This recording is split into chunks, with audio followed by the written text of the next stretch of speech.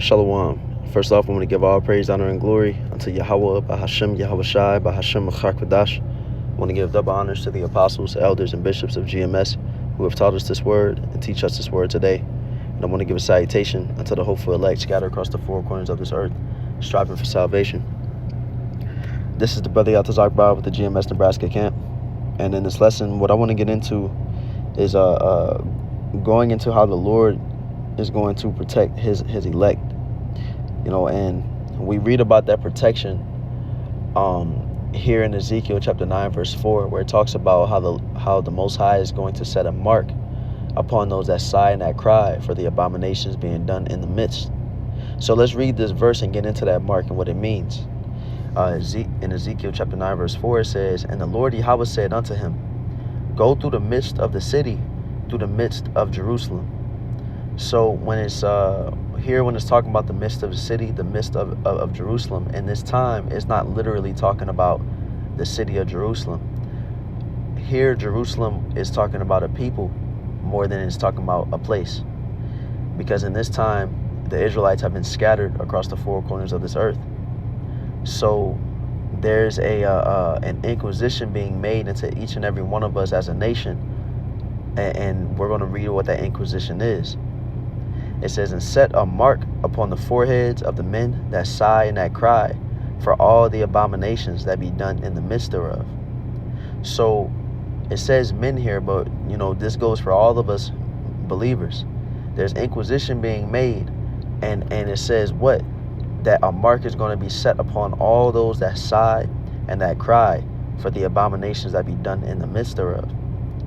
Now, before we get into what that mark is, I want to touch on this aspect of us sighing and crying, because what that's going into is that we are, those who have that mark upon them, or the elect, they are crying out unto Yahweh Bahashem Yahweh Shai because of the wickedness that's done herein. They're not, they're not conformed to the ways of this world and okay with the things that's happening here.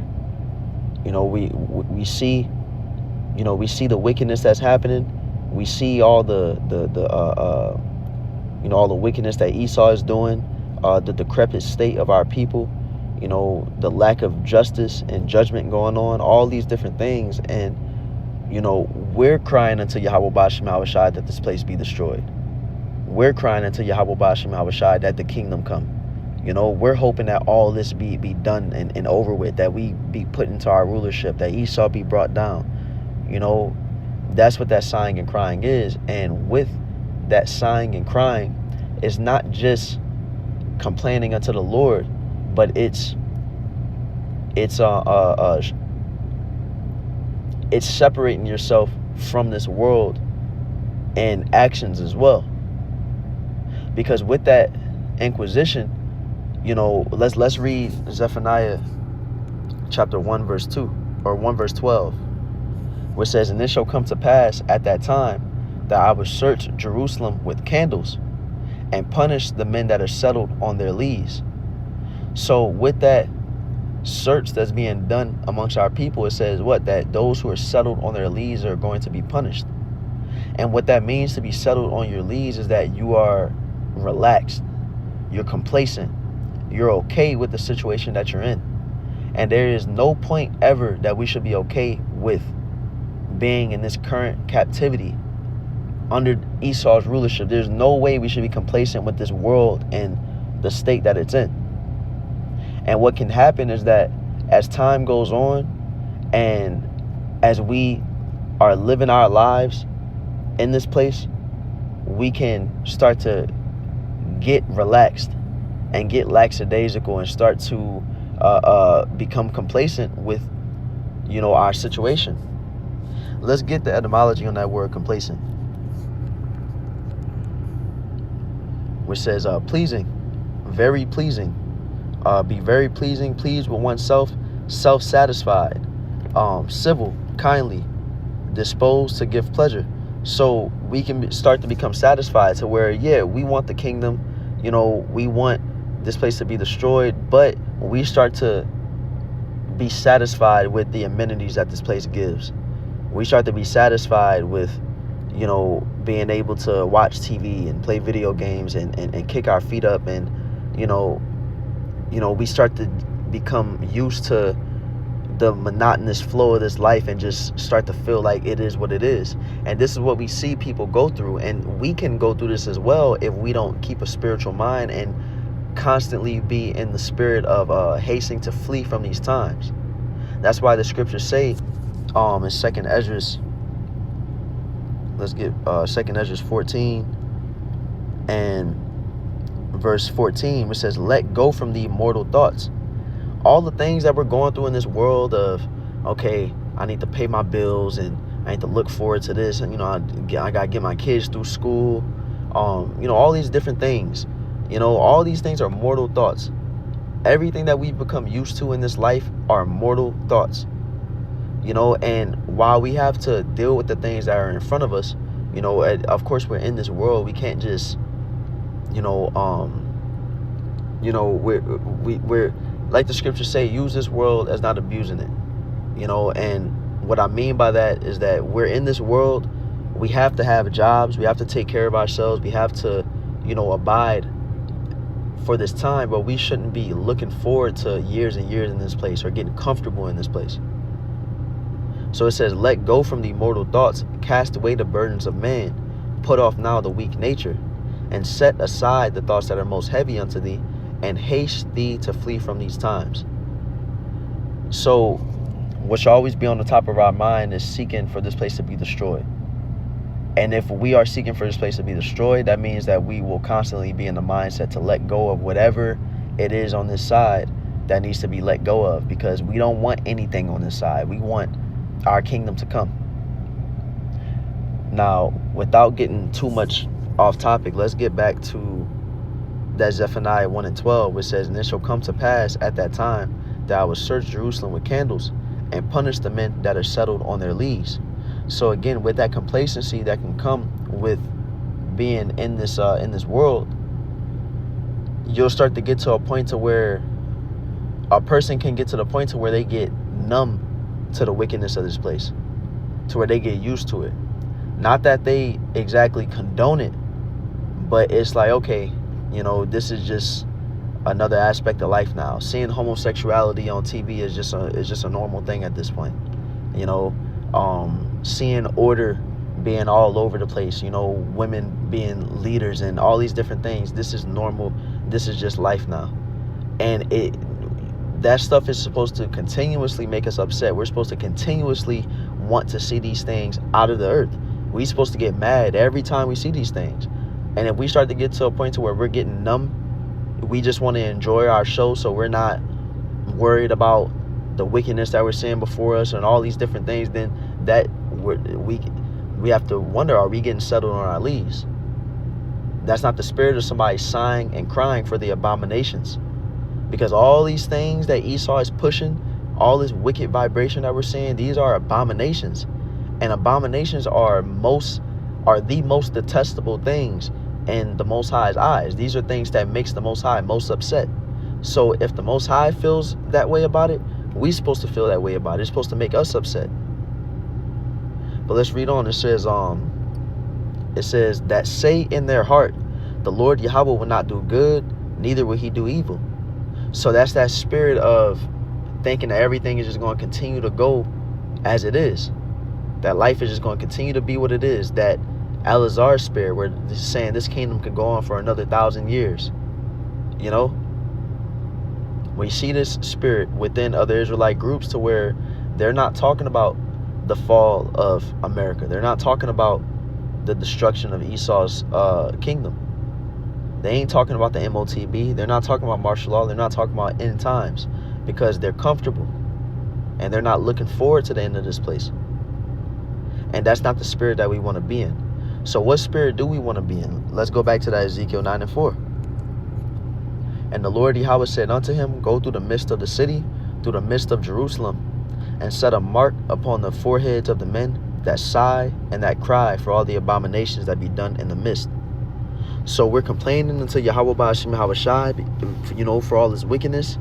And with that, we are not conforming our our thoughts and our ways to the ways of this world. We are going against the grain. We're not trying to eat like the people of this world. We're not trying to enjoy the things that the people of this world enjoy.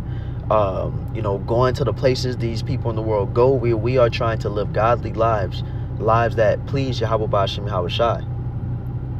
And so those who are sighing and crying for the abominations done in the midst, it says what? A mark is set upon them. Now, what is the mark speaking of here in this verse?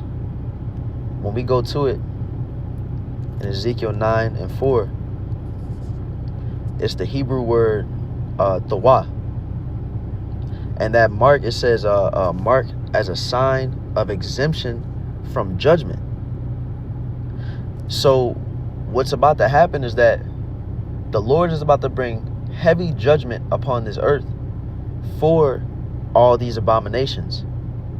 And we're going to be around when that judgment is happening. We're going to be seeing it with our eyes. People nearby us may be going through judgments. We may be in a city where the Lord has heavy judgment going on, where the Lord has famine happening. Where the Lord has some type of natural disaster happening, or whatever the case may be. But it says what? That mark is a sign of exemption from judgment. So even though all these evils may be going on, if we have that mark upon us, and that mark is a spiritual mark, the Lord is marking us is in our spirits, to where Yahweh Ba'ashem Yahweh Shai recognizes that mark is upon us. The angels recognize that mark is upon us, and with that mark comes protection, to where all type of evil can be going on around us, but we have a protection around us, to where the Lord is saving us from it. So let's go to, there's a precept I wanted to grab. Yep, here we go, here in Psalm chapter 91 verse 7, which says, 1,000 shall fall at thy side, and 10,000 at thy right hand, but it shall not come nigh thee. So let's read that in the NLT. It says, though 1,000 fall at your side, though 10,000 are dying around you, these evils will not touch you. And what this is ultimately going to lead to for the elect, this mark of exemption is going to be with them all the way until the time where the missiles drop, to where those who have that mark of exemption are going to be beamed up into the chariots, and they won't be destroyed in that thermonuclear fire. And it's going to be that, the missiles going to be hitting, and all these millions of people that don't have that mark of exemption upon them, they're going to be stuck down here and burning up. But for those remnant that's going to be saved, that have that mark, they're going to be taken up out of it. That's we read about this in Revelation chapter 18. Was it 16? Let's see. Let's try 6. No, that's not it. Let me find this real fast. No, it's let me see. Come out of her. All right, Revelation chapter 18 verse 4, which says, and I heard another voice from heaven saying, come out of her, my people, that ye be not partakers of her sins, and that ye receive not of her plagues. So what this is referring to is how the elect are going to literally come out of Babylon the Great when it is destroyed. That they be not partakers of her sins, and that they receive not of her plagues. What are those plagues going to be? That ultimate plague is going to be those missiles. And those with that mark of exemption are going to, that judgment isn't for them. So they're going to literally come up out of Babylon. So let's go back to where we'll be at, Psalm chapter 91, and we'll go to verse 8. It says, only with thine eyes shalt thou behold and see the reward of the wicked. Right? And the scriptures talk about that, how we're going to look down from the chariots, and the floors of the chariots are going to be see-through, and we'll be able to see the destruction of Babylon as it's happening. And it talks about how it's going to look like a sea of fire mingled with glass, so let's read it again. It says, only with thine eyes shalt thou behold and see the reward of the wicked, because thou hast made the Lord Yahweh, which is my refuge, even the Most High, thy habitation. There shall no evil befall thee, neither shall any plague come nigh thy dwelling. So let's get this word habitation. which is Strong's H 4583. My one, it says dwelling, habitation, refuge, lair, refuge, dwelling. Let's see, an abode of the Most High, the tabernacle or the temple, men, their home, a retreat, asylum, then dwelling. So this is what we're supposed to be making Yahweh Bahashem Yahweh Shai our refuge. This truth is supposed to be our refuge. We're supposed to be living within this word. And those who are making this truth their refuge and leaning more toward the spirit and Yahweh Bahashem Yahweh Shai rather than this world, then none of the plagues that are coming are going to be able to affect them, because they're going to be protected. So let's go to and let's read verse 11 as well, which says, "For he shall give his angels charge over thee to keep thee in all thy ways." Right, the scriptures talk about how let's get that to back that up. Psalms 34 verse 7. It says, "The angel of the Lord Yahweh encampeth round about them that fear him, and delivereth them." And this is what is going to be happening for the Lord's elect when these evil times come. We're going to have angels. We have angels encamped around us right now. And it's going to be even more so evident in the times we're coming into, where all these evils are going to be happening to all these people, and we're going to be good. And people are going to see that. And that's why the scriptures say that the Lord's going to make a man more precious than the golden wedge of Ophir, because people are going to see that we're protected, that we have a hedge around us, and that we're special. And it's going to be recognized when everybody's starving, but somehow we fed. When there's all this bloodshed going on, but we're not having to worry about danger. Now, we see examples of this mark of exemption throughout the scriptures. Noah had a mark of exemption upon him.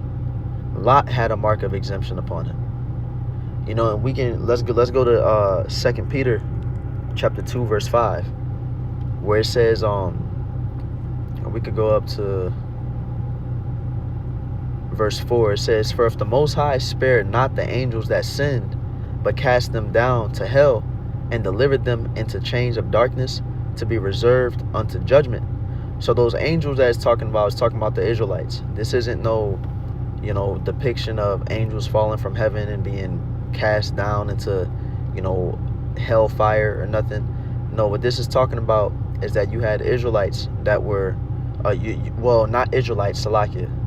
You had the sons of the Most High, which were were the lineage of stemming from Adam, of who the Most High was dealing with, and they're being referred to as angels in this precept. But they sinned. They went off from the Most High's way, and so they were cast down, and there was a judgment that was going to come upon them, and that judgment ultimately was the flood, and that's why it says here in verse 5, "And spared not the old world, but saved Noah the 8th person."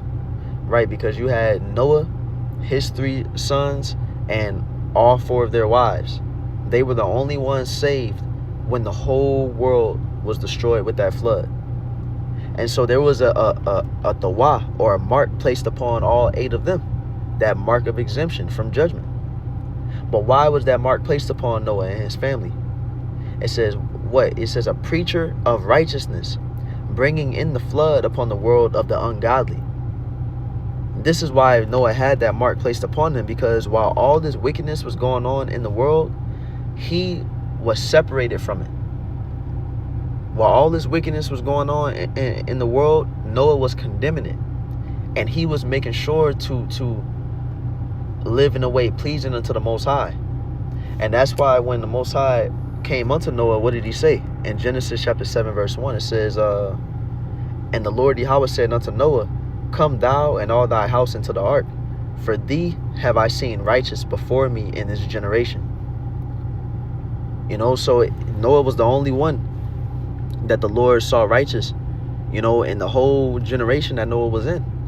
So that mark of exemption was placed upon him.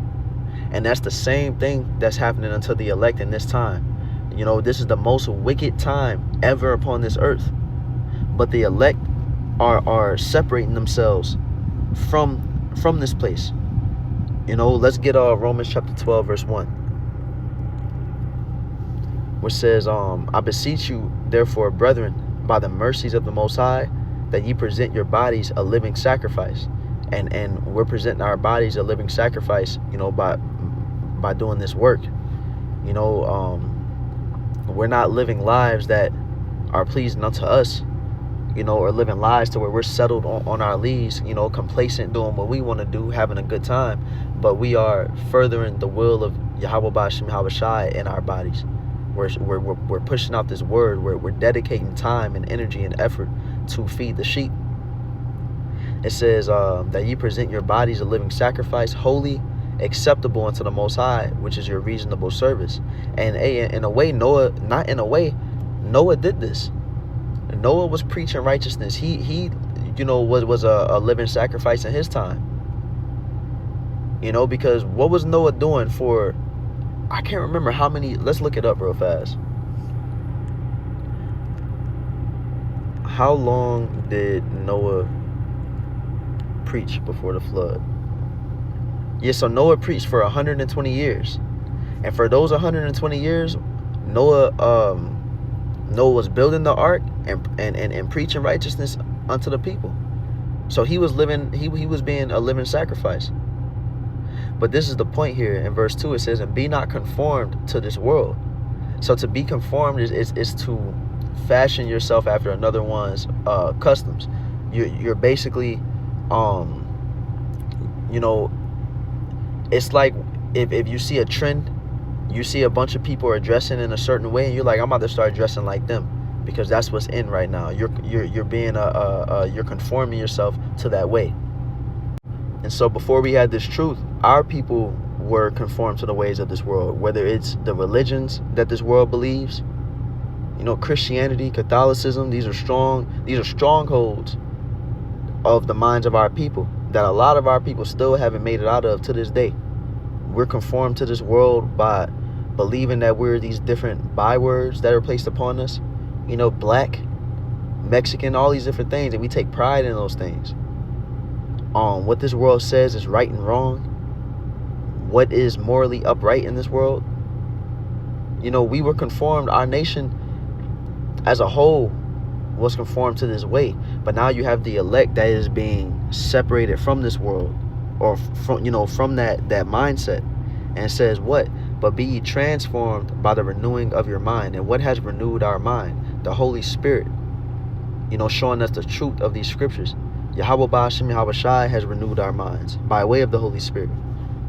And now we are doing what? It says that ye may prove what is that good and acceptable and perfect will of the Most High. So this new way of living and way of thinking that we are under is pleasing unto Yahweh B'Shem Yahweh Shai. And while we may be hated by the world, and these people of the world may, scoff against us and say that the things we believe and the things we say are evil, well, at the end of the day, they could think what they think. We're pleasing in the sight of Yahweh B'Shem Yahweh Shai. Who cares if we're enemies to this world? They're not going to protect us from these coming evils. The Lord is. They ain't the Most High. And this is what Noah went through in his time. He was preaching for decades about something that had not happened yet, about rain. It hadn't rained yet until this time. So him explaining that unto people, he already sounded crazy. And then he's building this boat, for over 100 years. People was talking about Noah, was scoffing at him, making fun of him. And he continued. And eventually that judgment came. And because Noah stayed to the course, he had that mark of exemption upon him, because he continued to trust in the Lord's word despite everything. So we want to follow after that same example. So let's go back to 2 Peter chapter 2 and verse 6, where it says, and turning the cities of Sodom and Gomorrah into ashes, condemn them with an overthrow, making them an example unto those that after shall live ungodly. So Sodom and Gomorrah is a memorial unto what living in that lifestyle, what that lifestyle gets you. And America is especially living in that lifestyle today. A lot of people are following after the ways of Sodom and Gomorrah and have surpassed the wickedness of Sodom and Gomorrah. Not just America, but all over the world. But especially here. We talking sex changes. We talking, all sorts of wickedness. I won't even get into detail. But what does it say? It says, and delivered just Lot, vexed with the filthy conversation of the wicked. So it's saying, when it says and delivered just Lot, that word just is it's describing Lot as righteous. And it says what? That he was vexed with the filthy conversation of the wicked. When Lot was living in Sodom and Gomorrah, he was angry about all the wickedness that was going on there. If Lot was living in this time and he turned on the TV and seeing all this stuff that be in these shows, he would be pressed. That's how we supposed to be. Lot was with, let's get that word vexed, which is the Greek word kataponeo, which says to tire down with toil, exhaust with labor, to afflict or oppress with evils, to make trouble for. So it was troubling to Lot. He was stressed out about all the wickedness that was going on around him. And we see when the angels came to Sodom, where Lot immediately was like, hey, yo, y'all get out, y'all get from outside, y'all come inside, please. Because he didn't want these visitors to have to deal with this wickedness that these people in this town was about to press him with. And it says what? For that righteous man dwelling among them and seeing and hearing vex his righteous soul from day to day with their unlawful deeds. So we're coming in the same stead as Lot as well, to where we see all the the ways that our people are walking, the degenerate behavior, and we're vexed, we're angry. We have to keep our self-control from getting too upset and crashing out, because we got to be around this stuff all the time. You may work a job and your boss may be a homosexual. Your boss may be a transgender. This is a true story for some people, for some brothers in this truth. And that's vexing. You got to deal with this person. You got to check in with this person.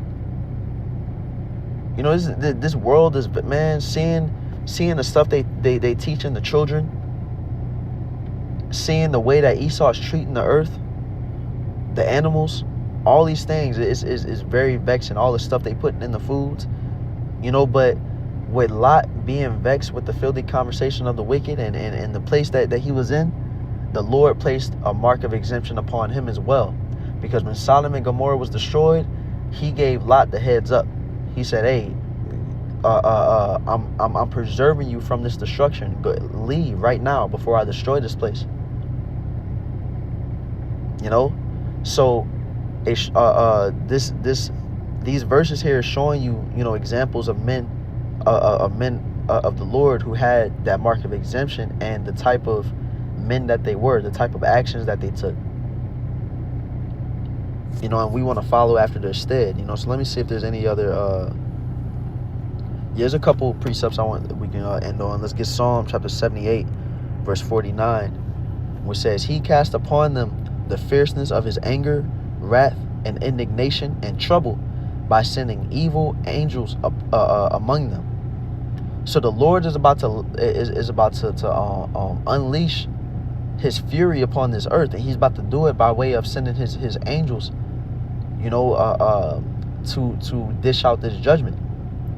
But when them angels come upon this earth to do great killings and bring great slaughter and troubles, they're going to see that that spiritual mark is set upon the righteous, and they're going to pass over them. You know, the same way that that blood was put on the doorpost in the time of Egypt, and that death angel was passing over, and anybody that didn't have that blood on their doorpost, that death angel went into their house and killed their firstborn. But in this time, we have a spiritual blood on the doorposts of our minds. You know? And so all the judgments we read about in these scriptures, they're going to pass over us as long as we are, you know, living in a way pleasing unto Yahweh Ba'ashem Yahweh Shai. You know, so, hey, Lord willing, this lesson was edifying. Once again, I want to give all praise, honor, and glory unto Yahweh Ba'ashem Yahweh Shai, Ba'ashem Machar. I want to give double honors to the apostles, elders, and bishops of GMS, and salutation to the elect. Shalom.